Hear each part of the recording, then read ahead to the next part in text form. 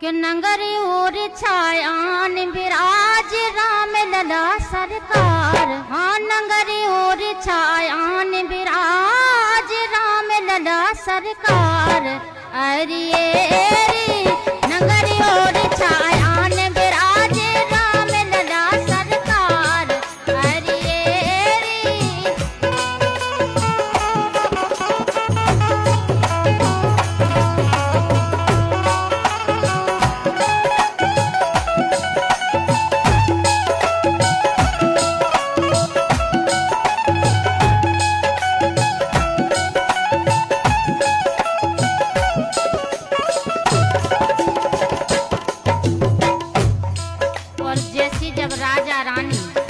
राजा रानी में चर्चा होने लगी और देखो जब बात छिड़ी वे का कह रही, अरे राजा रानी दो बतियारे हम कृष्ण के कृष्ण हमारे। और जो को ने सजी बरदाई।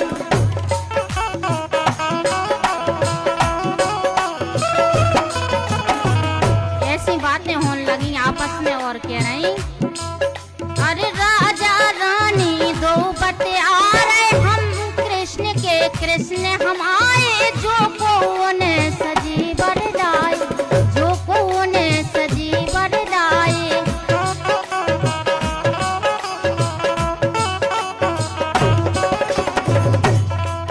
अरे हम तो भक्ति करें राम की मोरे प्राण निछावर।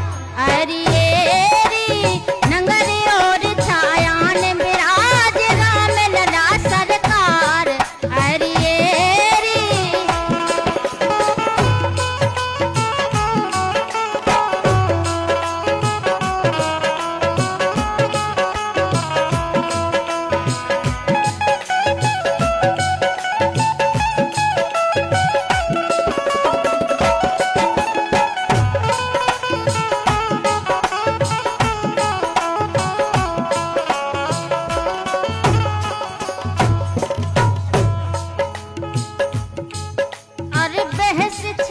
आपस में भारी बहस छिड़ी आपस में भारी। राजा रानी कर तैयारी, राजा रानी कर तैयारी। मन में ये कई बात विचारी, मन में ये कई बात विचारी।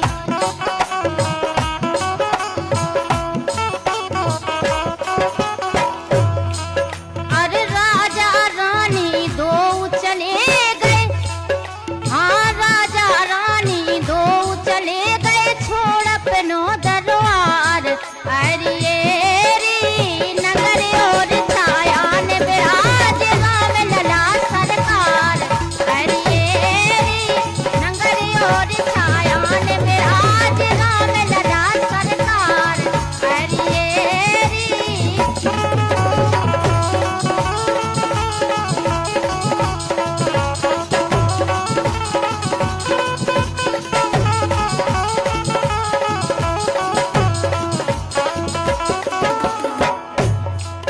अरे पहुंची रानी अयोध्या धाम।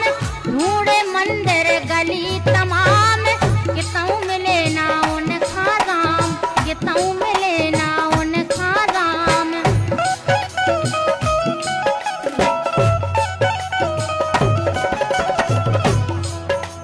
जैसी जब रानी और अयोध्या पहुंची और जब उनने गलियन में ढूंढो भगवान राम खा जाने कहाँ कहाँ नहीं ढूंढो और जब भी नहीं मिले उन्हें।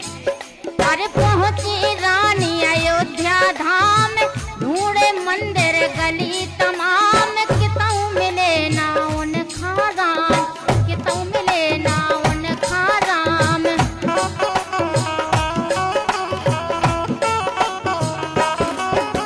जो कूद गई सरजू में जैसे, हाँ कूद गई सरजू में जैसे सो कर दे प्राण निछावर।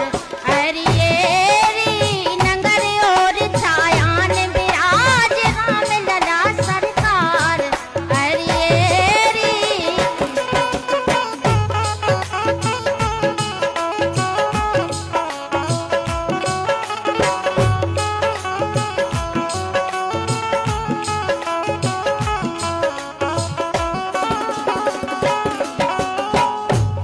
देखो जैसे जब वे सरजू में कूद गई, अरे निकरने लगे प्राण जब भाई, ना प्रभु पल देर लगाई, आ बैठे गोदी रघुराई, आ बैठे गोदी रघुराई।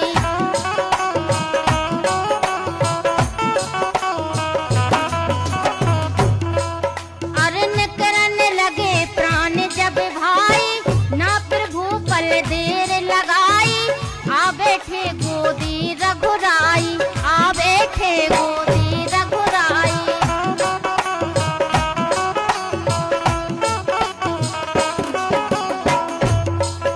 अरे लेके चली अयोध्या से जब हृदय खुशी अपार,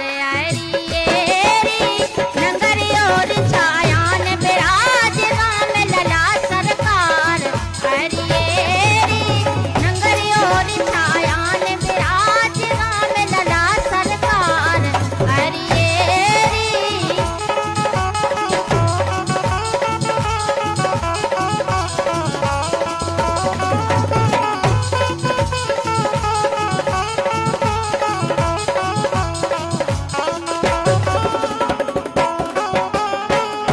देखो भैया बालक दास मड़ोर और लिख रहे हैं, कितनी अच्छी लाइनें लिख रहा है। बोले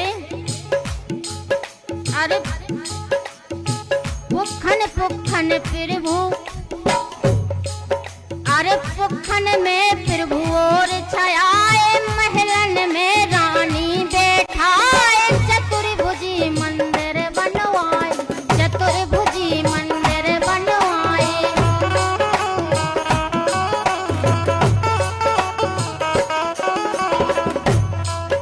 अरे पुखन में प्रभु और छायाए, महलन में रानी बैठाए, चतुर्भुजी मंदिर